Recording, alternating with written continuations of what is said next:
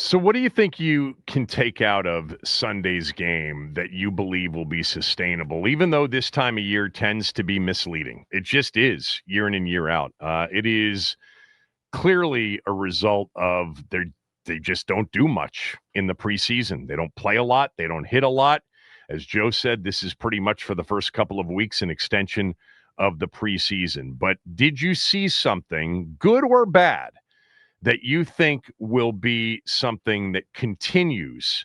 And what you saw Sunday will be what you continue to see the rest of the year. So I'm going to mention something, and then it's going to lead into something that didn't happen, but I think will happen. So I think when you're a good tackling team in week one, that's a really good sign for the season. You tend to be at your sloppiest and worst as a tackling team defensively early in the season. They were exceptional Sunday tackling. By the way, everywhere across the board, all three levels up front where they have, I think, more versatility than we thought they would have, maybe even more depth. They have obviously still a guy that is the most trustworthy guy on the team in Bobby Wagner. They don't let him come off the field. And then I thought the back end, it was a massive change from last year. I think what came out of Sunday is, for me, they're going to be a good tackling team, which automatically means they'll be better defensively than they were last year. So that is what I think I can take out of the opener and feel pretty good, won't let me down moving forward. If you're a good tackling team in the opener, you're probably going to be a good tackling team all year. Now, if they don't end up being a good tackling team, injuries can be a part of that, but it may be because of who they faced, the opponent. But the next part of it, which I'm not asking you guys to have a next part at 301-230-0980, I want you to give me what you saw from Sunday that you believe will be sustained for the rest of the year. You think it's real.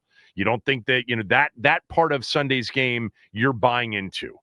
But if they're a better tackling team, and I'm right about that, even though they did not have a takeaway on Sunday, I think they'll end up with a lot more this year than last year. They had 17, only 6 teams in the league had fewer.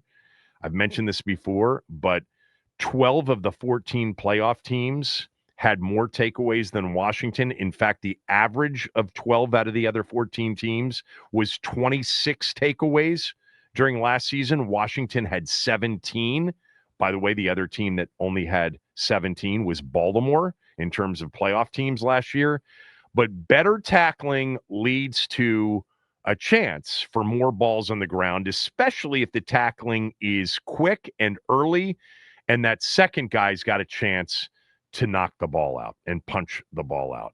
So that, to me, was the thing out of Sunday's game that I feel really good about. Like, look, Jaden, I should have said this going into it. I feel good about Jaden Daniels, obviously. Okay? He's really good.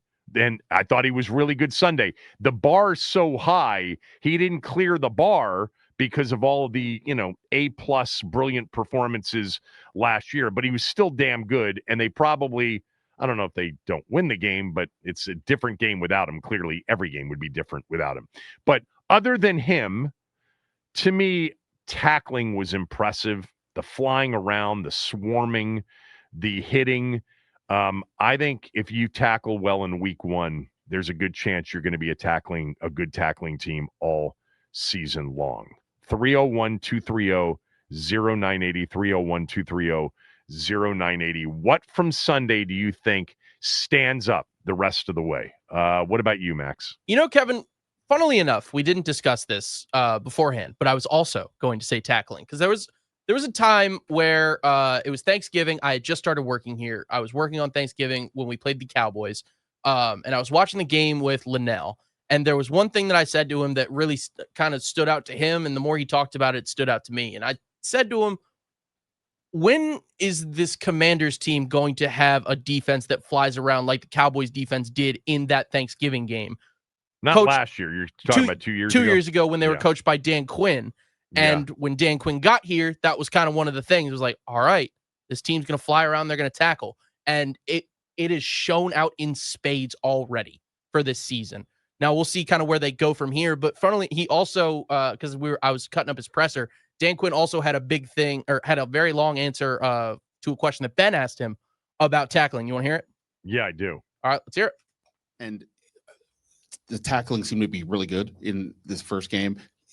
You guys don't get to practice it in the traditional way throughout the summer. Obviously, this is what these guys do. But on the other hand, like, I guess, how do you make sure that these guys are going to be ready to do this thing that they don't actually get to do most of the summer leading up to this? Yeah, you're right, Ben. And that's why, like the September football, I wanted to make sure the how was right. You know, the physicality, the running, the hitting. So you'll have to drill it as best you can. Not all tackles are exactly the same.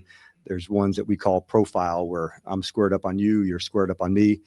In the padded practices, we do thud those up. I see you, you see me. We try to, get some contact on that. Then there's one that's called a two-man tackle. You have a leverage, I have a leverage, so we're trying to sprint to that spot. And so much of tackling is about leverage. There's somebody on another side, so you don't want to be straight down the middle where a guy can have a two-way go. So owning your leverage, running your feet on contact, you can drill some of that, but there's no drill that would simulate a 220-pound back, running his feet on contact. And so that's harder. And you do need the live reps at that. And so that's why I want the play style, the attitude to continue to build. And I sense that is what you want to have. You don't want like okay, we're plateauing. You want it to keep improving. But it's a challenge.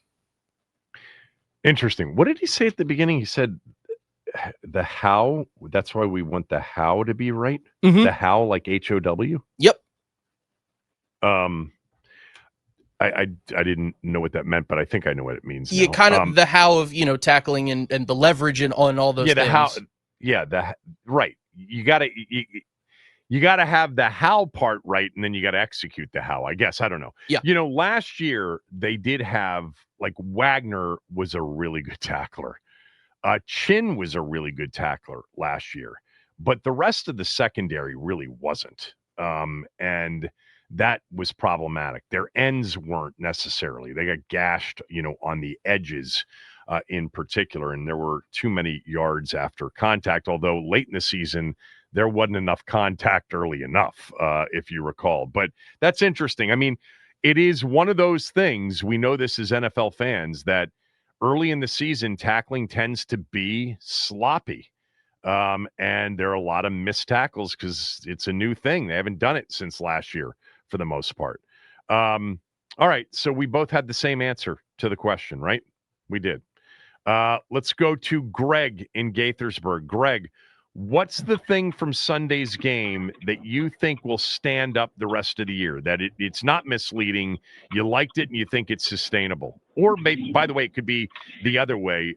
You think a negative thing is going to end up standing up the rest of the way? Well, Kevin, I think I got a couple of things real quick. I agree with the tackling, but what I noticed about the tackling is a lot of times it was like gang tackling. You had more than one guy trying to tackle a ball carrier, which is always great. I think another thing that I noticed is I feel good about their depth at most of the positions. I don't feel like we lose a lot if somebody comes out in certain spots. And then last but not least, what I felt good is that they beat a team that they should have beaten. A lot of times in the past, the Giants would always give them a hard time, but you get against a team that you're favored against, and then you blow it, and they upset you, and you look kind of embarrassed. So those are my three issues. Yeah, they pretty much did that last year, though, and not only did they beat the teams they were supposed to beat, in a couple of instances, they hammered them. Carolina, Tennessee come to mind.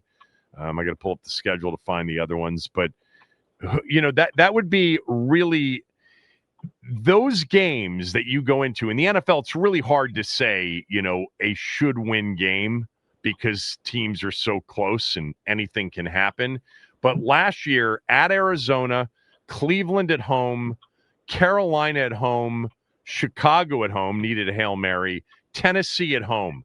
Those were five games in which they were playing teams that, well, I guess Chicago was decent in the moment, but they hammered Arizona, they hammered Cleveland, they hammered Tennessee, they hammered Carolina. They got lucky against New Orleans. That's true, late in the year. But maybe that will be something we can count on. You know, those are teams, the teams that lose those games that they're not supposed to lose, you can sometimes point to culture, you can point to coaching. Gibbs was the all-time best at handling the games that he was supposed to handle. And you don't have many of those opportunities during the course of a year. And if you don't handle those games, they come back to bite you at the end. You know, they end up being the difference between a playoff berth and not a playoff berth, a division title and not a division title. So maybe that is going to be something that Dan Quinn coach teams are really good at, winning the games they're supposed to win or that there's, you know, significant favorites in.